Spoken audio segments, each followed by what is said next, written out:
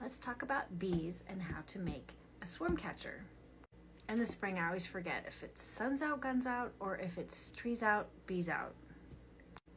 I had an official swarm catcher last year.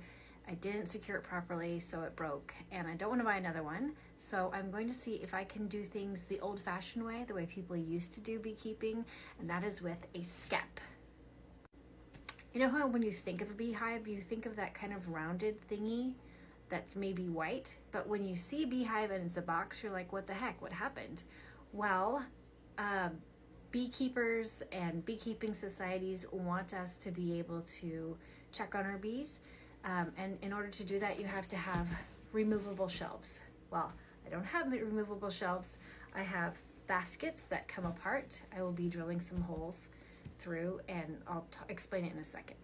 But back in the day, when people were getting into beekeeping, they didn't want to just have to look in hollow logs in different weird spaces for the bees. They wanted to be able to keep them on their property, and they would build skeps. A skep is a basket-like structure that would be covered with mud or something breathable and put in a box to keep the weather off, that the bees would use to have their home and make their honey.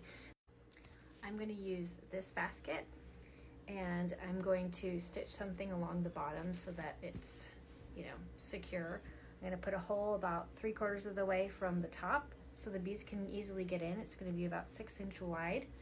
And then I'm going to put in some lure and some beeswax and see what happens. I have this other basket here. I'm using the lid for the bottom of the skep.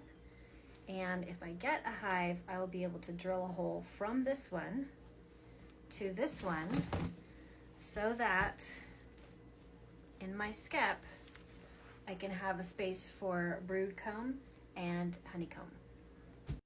And if you say that's not the way you're supposed to do it and you're making it up as you go and you haven't done a lot of research, you are right. So this is one of the times where if you can be kind in the comments and you can share your experience with skeps, not with traditional beekeeping, but with like ancient skep making and how to use skeps, I welcome your comments, because I'm all about going back a few steps to see how things used to be done maybe 100 years ago and seeing if I can recreate that. I've done it with wines, I've done it with meats, I've done it with fermentation, and now I'm trying to do it with bees.